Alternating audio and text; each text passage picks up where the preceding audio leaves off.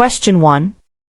A client reports experiencing tremors, nausea, and anxiety approximately 12 hours after their last alcoholic drink. Which of the following is the most likely reason for these symptoms? A. Alcohol intoxication. B. Alcohol withdrawal. C. Alcohol tolerance. D. Alcohol overdose. Answer B. Alcohol withdrawal. This question tests your understanding of acute physiological reactions to substance cessation, specifically alcohol. The keywords tremors, nausea, and anxiety occurring 12 hours after their last alcoholic drink are classic signs pointing directly to alcohol withdrawal, which happens when the body, accustomed to alcohol, reacts adversely to its absence. Alcohol intoxication involves symptoms present during drinking, while tolerance means needing more alcohol for the same effect, and an overdose is a severe, life-threatening reaction to too much alcohol. For example, if someone drinks heavily every day and suddenly stops, their body will go into shock as it tries to rebalance without the substance. Remember that withdrawal symptoms appear when a person stops using a substance they are dependent on. Question 2. Which of the following ethical principles emphasizes respecting a client's right to make their own decisions? A. Beneficence. B. Non-maleficence. C. Autonomy. D. Justice. Answer C. Autonomy. This question focuses on a core ethical principle in addiction counseling. The phrase right to make their own decisions is the direct clue for autonomy, which means respecting a client's self-determination and freedom of choice. Beneficence involves doing good, non-maleficence means avoiding harm, and justice relates to fairness and equality in treatment access. For instance, allowing a client to choose their treatment goals, even if they differ slightly from your initial suggestion, demonstrates respect for their autonomy. Always remember that autonomy is about empowering clients to be active participants in their recovery journey. Question 3. During an initial assessment, a counselor learns that a client uses marijuana daily. The client states, "It helps me relax and doesn't cause any problems." Which counseling skill would be most appropriate for the counselor to use first in response to this statement? A. Confrontation. B. Advising. C. Empathy. D. Solution-focused questioning. Answer C. Empathy. This question assesses your initial response skills during an assessment, especially when a client minimizes substance use. The keyword most appropriate for the counselor to use first after the client's minimizing statement highlights the need for a foundational skill to build rapport. Empathy, which involves understanding and reflecting the client's feelings and perspective, is crucial for establishing trust before exploring discrepancies. Confrontation or advising too early can create resistance, and solution-focused questioning is typically used after rapport is established. For example, responding with, "It sounds like marijuana helps you cope with stress and you don't see it as a problem right now," acknowledges their experience without judgment. Starting with empathy helps open the door for deeper conversation, not shut it down. Question 4. A client in early recovery frequently attends support group meetings and actively engages in individual counseling. However, they continue to socialize exclusively with old friends who still use substances. This behavior puts the client at high risk for what? A. Developing a co-occurring disorder. B. Relapse. C. Treatment resistance. D. Developing a new addiction. Answer B. Relapse. This question tests your understanding of relapse risk factors in early recovery. The crucial clue is the client continues to socialize exclusively with old friends who still use substances, which describes a direct and significant environmental trigger. While other options might occur, returning to high-risk environments and social networks is a primary predictor of relapse, which is the return to substance use after a period of abstinence. Developing a new addiction or a co-occurring disorder are different issues, and treatment resistance isn't directly implied by this specific behavior.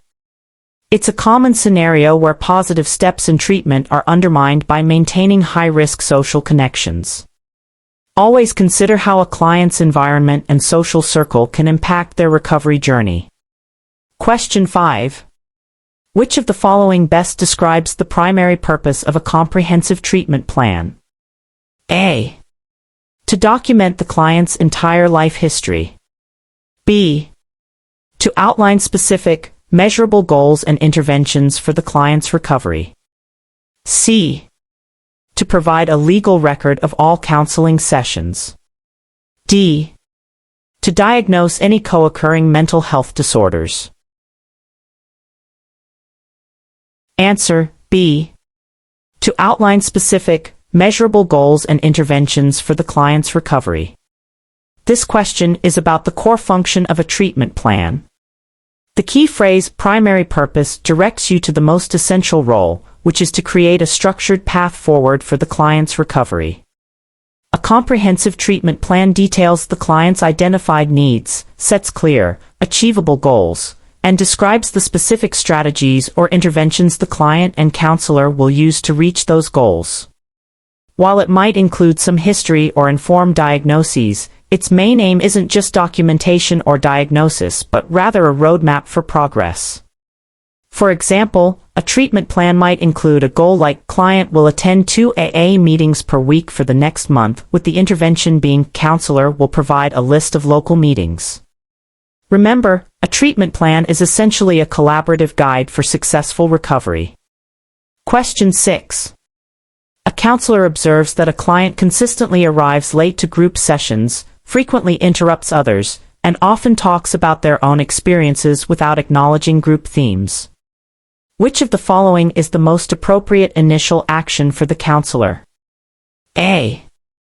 Remove the client from the group immediately. B.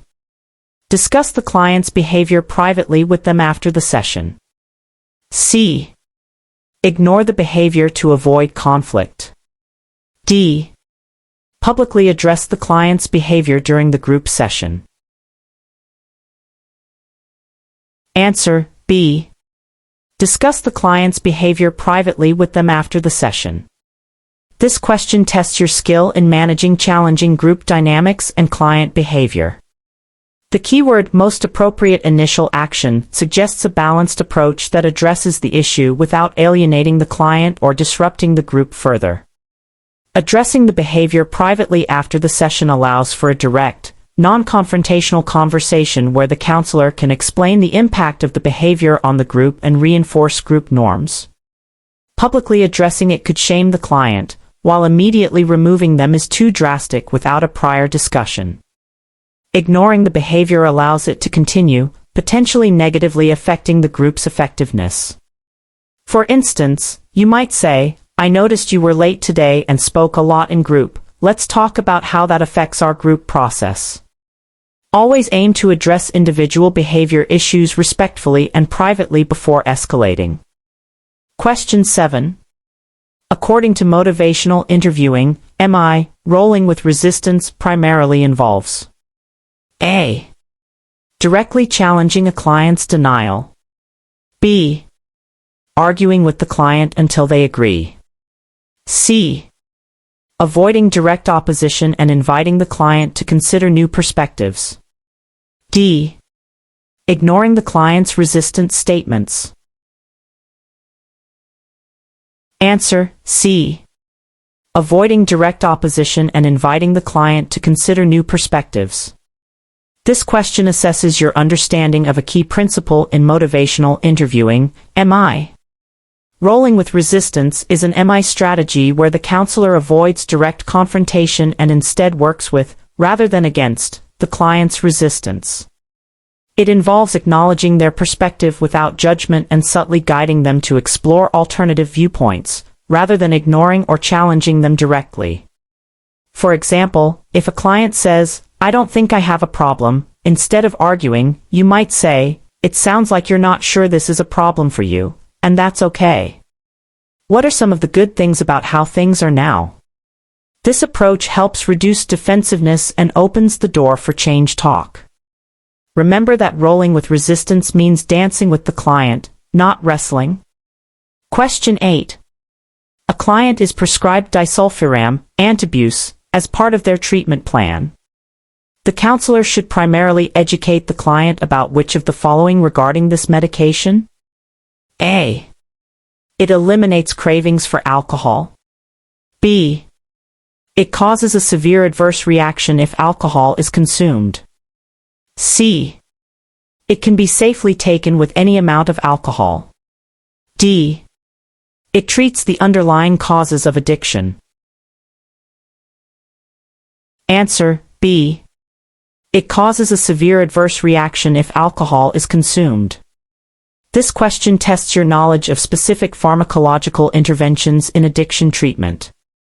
The key to understanding disulfiram, antabuse, is its unique mechanism. It causes an unpleasant, even dangerous, physical reaction when alcohol is ingested.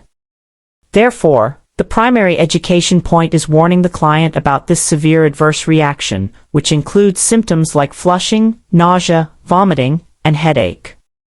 It does not eliminate cravings or treat underlying causes, and it is absolutely not safe with alcohol. For example, consuming even a small amount of alcohol while on antabuse can lead to rapid heart rate and difficulty breathing, making abstinence the only safe option. Always prioritize educating clients about the potential dangers and necessary precautions with such medications. Question 9. In the context of addiction counseling, what does co-occurring disorders refer to? A. Two or more physical health conditions present at the same time. B. The presence of a substance use disorder and at least one mental health disorder. C. Multiple substance use disorders occurring simultaneously. D. A substance use disorder developing as a result of a mental health condition. Answer: B. The presence of a substance use disorder and at least one mental health disorder. This question defines a crucial concept in contemporary addiction treatment. The term co-occurring disorders specifically refers to the simultaneous diagnosis of a substance use disorder and at least one other mental health disorder, such as depression, anxiety, or bipolar disorder. It's not limited to physical health conditions or multiple substance use disorders alone, although those can also occur. While mental health conditions can contribute to substance use, the definition of co-occurring emphasizes their simultaneous presence for integrated treatment. For example, a client struggling with opioid addiction who also has a diagnosed anxiety disorder would be considered to have co-occurring disorders. Understanding this helps counselors provide integrated care that addresses both issues concurrently. Question 10. A counselor working with a client from a different cultural background notices the client avoids eye contact and speaks very softly. The counselor should primarily interpret this behavior as A. A sign of dishonesty or deception. B. A lack of engagement in the counseling process. C. Potentially a culturally appropriate form of respect. D. A symptom of anxiety that needs immediate intervention. Answer: C. Potentially a culturally appropriate form of respect. This question emphasizes the importance of cultural competence in counseling. The key is client from a different cultural background and the behaviors of avoids eye contact and speaks very softly. These behaviors, while potentially interpreted differently in some Western cultures, can be common signs of respect or deference in many other cultures, not necessarily dishonesty, lack of engagement, or anxiety. The counselor should avoid immediate negative interpretations and instead consider cultural variations. For example, in some Asian or indigenous cultures, Direct eye contact with an elder or authority figure can be seen as disrespectful. Always approach client behaviors with cultural humility and an open mind, seeking to understand their context before making assumptions. Question 11. Which of the following is considered a core component of effective relapse prevention planning? A. Avoiding all discussion of past substance use. B. Identifying triggers and developing coping strategies. C. Relying solely on willpower to maintain abstinence. D. Isolating oneself from all social contact. Answer: B. Identifying triggers and developing coping strategies. This question addresses a fundamental aspect of relapse prevention. The phrase core component of effective relapse prevention planning points directly to proactive strategies that help clients maintain sobriety. Identifying triggers, which are people, places, things, or emotions that incite cravings, and then developing specific coping strategies to manage those triggers, is essential for sustained recovery. Relying solely on willpower, avoiding discussion of past use, or social isolation are ineffective or even harmful approaches. For instance, if a client identifies stress as a major trigger, a coping strategy might be practicing mindfulness or calling a support person instead of reaching for a substance. Relapse prevention is about building a robust toolkit to navigate challenging situations. Question 12. A counselor observes that a new client seems very hesitant to share personal information and frequently expresses distrust of professionals. Which of the following is the most important initial goal for the counselor to establish with this client? A. To immediately confront the client's distrust. B. To develop rapport and build trust. C. To gather a comprehensive substance use history. D. To refer the client to a different counselor. Answer: B. To develop rapport and build trust. This question highlights the foundational steps in the counseling relationship. The keywords "very hesitant to share personal information" and "frequently expresses distrust of professionals" indicate a significant barrier to effective counseling. Before any meaningful work can begin, establishing rapport and building trust are paramount. Attempting to immediately confront distrust or gather extensive history without trust will likely increase resistance. Referral might be an option later, but only if trust cannot be established. For example, actively listening, validating feelings, and demonstrating consistency can gradually help a client feel safe enough to open up. Remember, trust is the bedrock upon which all successful counseling is built. Question 13. What is the primary purpose of a therapeutic community, C, in addiction treatment? A. To provide short-term detoxification services. B. To offer individual counseling in a hospital setting. C. To foster personal and social change through a structured, peer-oriented living environment. D. To administer medication-assisted treatment, MAT, only. Answer: C. To foster personal and social change through a structured, peer-oriented living environment. This question explores a specific modality of addiction treatment. The term therapeutic community, C, refers to a long-term residential treatment model where the community itself, through structured daily activities, peer influence, and mutual responsibility, is the primary agent of change. TCs focus on resocialization and developing new coping skills in a supportive, structured environment. They are distinct from short-term detox, hospital-based individual counseling, or solely MAT programs. For instance, residents in a TC often participate in group therapy, work assignments, and educational seminars, with peers holding each other accountable. Understanding TCs means recognizing their emphasis on community as a healing force. Question 14. A client expresses strong ambivalence about changing their drinking habits, stating, Part of me wants to quit, but another part just wants to keep drinking. According to the stages of change model, which stage is this client most likely in? A. Pre-contemplation. B. Contemplation. C. Preparation. D. Action. Answer B. Contemplation. This question tests your knowledge of the trans-theoretical model's stages of change.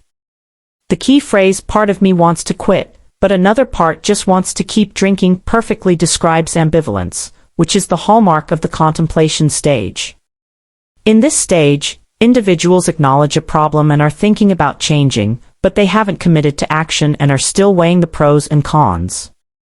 Pre-contemplation involves no recognition of a problem, while preparation includes planning to change, and action involves actively changing behavior. For example, a person might say, "My doctor told me to cut back, and I know I should, but I enjoy drinking too much." Recognizing contemplation helps counselors tailor interventions that explore this ambivalence. Question 15. The ethical responsibility of confidentiality in counseling primarily means: A.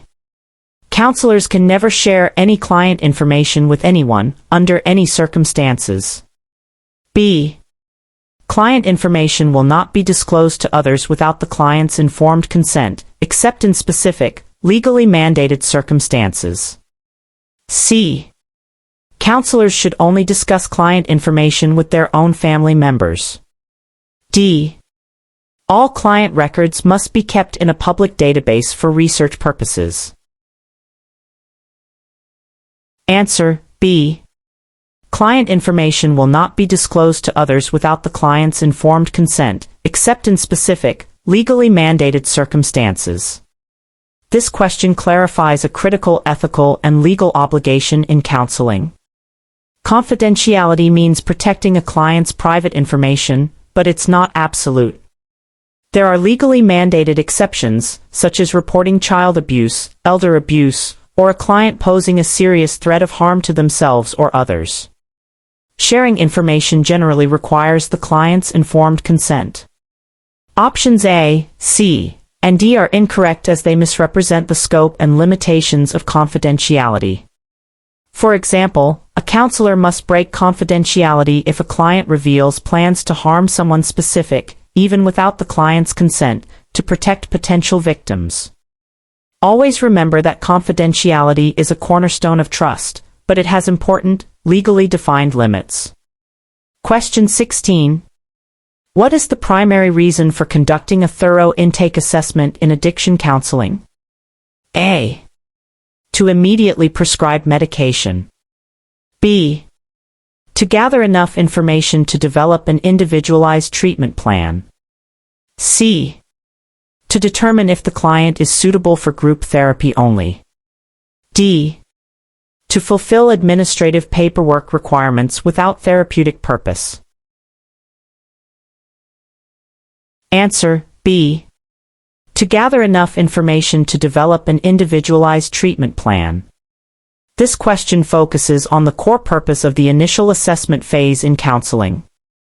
The primary reason for a thorough intake assessment is to collect comprehensive information about the client's substance use history, mental health, physical health, social support, and other relevant areas. This holistic understanding is essential for creating an individualized treatment plan that effectively addresses the client's unique needs and circumstances. While it does involve paperwork, its purpose is far more therapeutic than administrative, and it guides treatment decisions beyond just group therapy or medication. For example, understanding a client's history of trauma during intake will inform trauma-informed interventions in their treatment plan. The assessment provides the foundation for all subsequent therapeutic work. Question 17. A common defense mechanism used by individuals with substance use disorders, where they attribute their own unacceptable thoughts or feelings to another person, is called A. Rationalization. B. Denial. C. Projection. D. Minimization. Answer C. Projection. This question asks you to identify a specific defense mechanism frequently seen in addiction. Projection is when an individual unconsciously attributes their own undesirable traits, feelings, or impulses to someone else. For example, a person struggling with addiction might accuse their family members of being judgmental or having a problem with control, when in reality, they are struggling with those feelings themselves. Rationalization involves making excuses, denial is refusing to acknowledge reality, and minimization downplays the severity of a problem.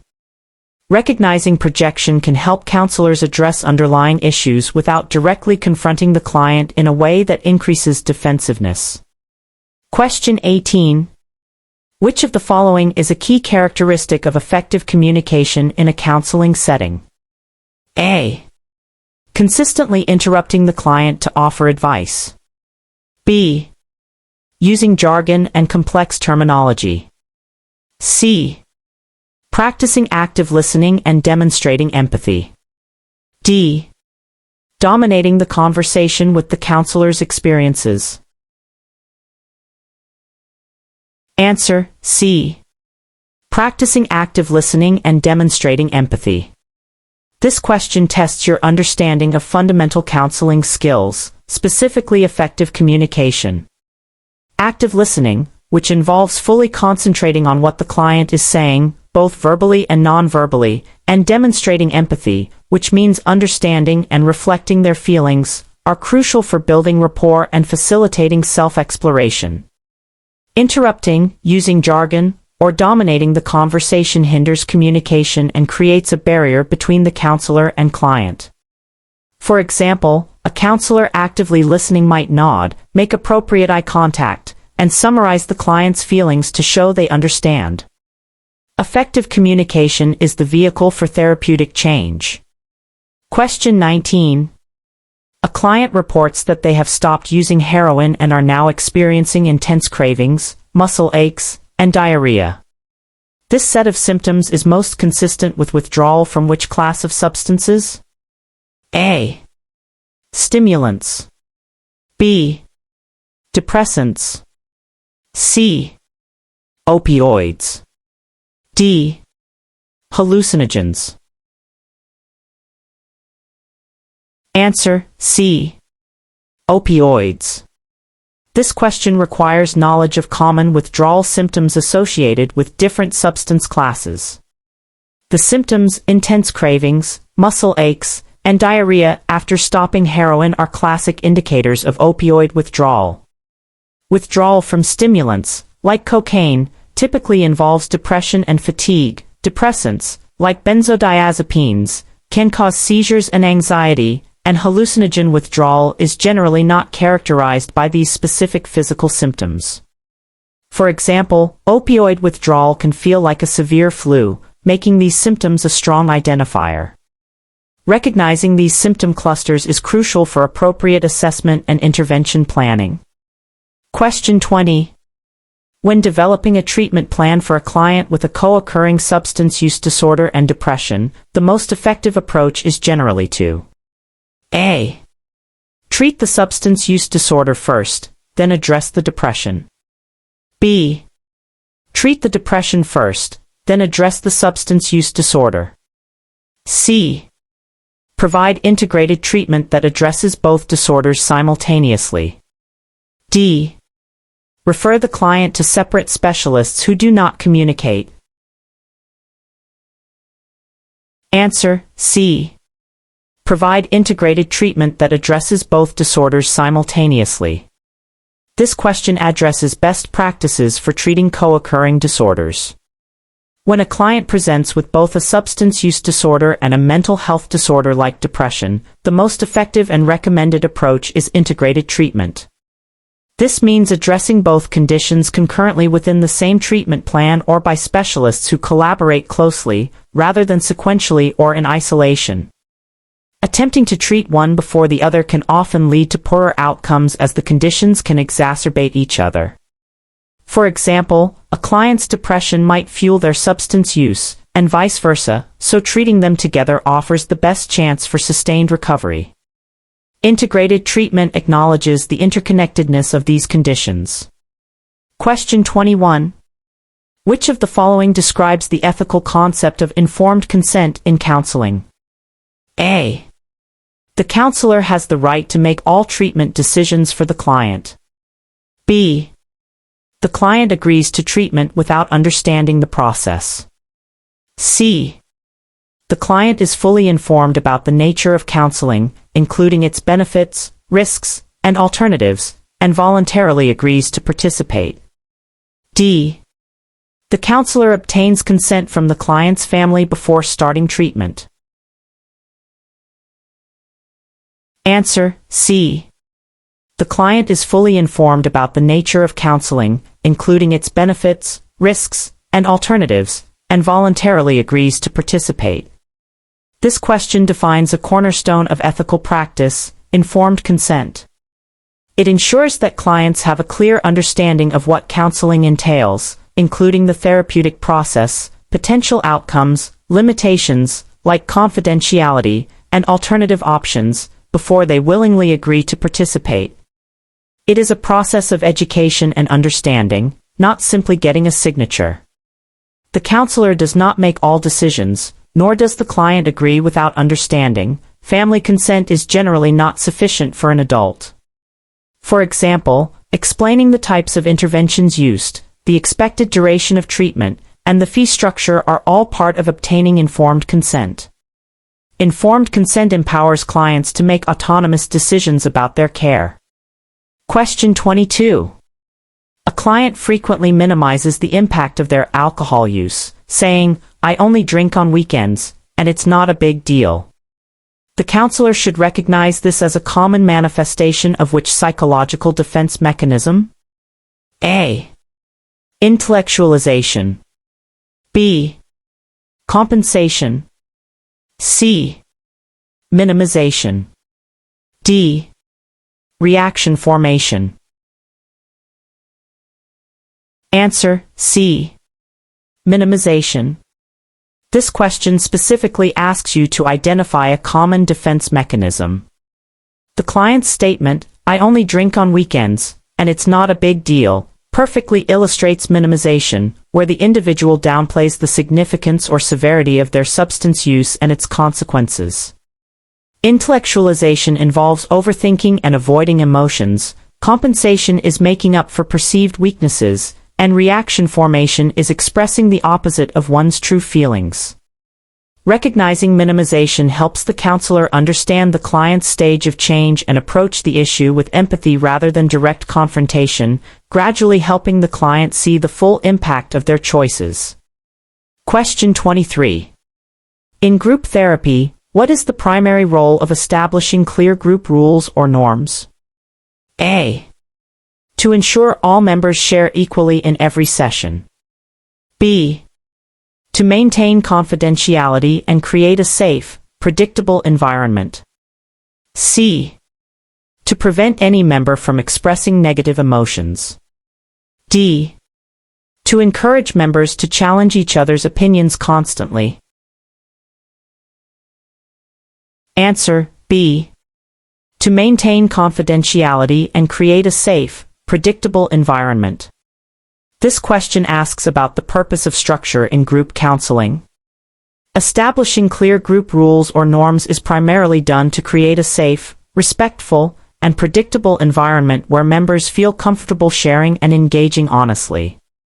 Key norms often include confidentiality, respecting others, and guidelines for speaking. These rules protect members and foster trust, which is essential for therapeutic progress. While equal sharing is desirable, it's not the primary purpose of rules, nor is preventing negative emotions or encouraging constant challenging. For example, a rule like "what is said in group stays in group" directly addresses confidentiality and trust. Clear norms lay the groundwork for effective group dynamics. Question 24. A client in recovery frequently feels overwhelmed by stress and experiences intense cravings as a result. The counselor should help the client develop which skill to manage these triggers effectively? A. Avoidance of all stressful situations. B. Reliance on family members to solve all problems. C.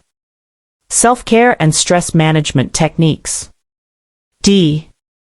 Increased substance use to cope with stress. Answer: C. Self-care and stress management techniques. This question addresses practical skills for relapse prevention and emotional regulation. The client is overwhelmed by stress leading to intense cravings, indicating a need for healthy coping mechanisms. Therefore, developing self-care and stress management techniques, such as mindfulness, exercise, or relaxation exercises, is crucial for managing these triggers without resorting to substance use. Avoiding all stress is unrealistic. Relying solely on family fosters dependence, and increased substance use is the problem itself. For example, teaching a client progressive muscle relaxation or encouraging regular exercise can provide healthy alternatives to cope with stress and reduce cravings. Empowering clients with these skills builds resilience in recovery. Question 25. What is the primary ethical responsibility of a counselor regarding client records? A. To dispose of all client records immediately after treatment ends. B. To maintain accurate, objective, and confidential records. C. To share client records with anyone who requests them for research. D. To only keep records of negative client behaviors. Answer: B. To maintain accurate, objective, and confidential records. This question focuses on the ethical and professional duties related to client documentation. The primary ethical responsibility is to maintain accurate, factual, and objective records while upholding strict confidentiality. Records serve as a history of treatment, support continuity of care, and protect both the client and counselor. Disposing of records immediately, sharing them indiscriminately, or only documenting negative behaviors would be unethical and unprofessional. For instance, documenting sessions notes, treatment plans, and progress toward goals provides a comprehensive and confidential account of the client's journey. Always prioritize accuracy, objectivity, and confidentiality when managing client records.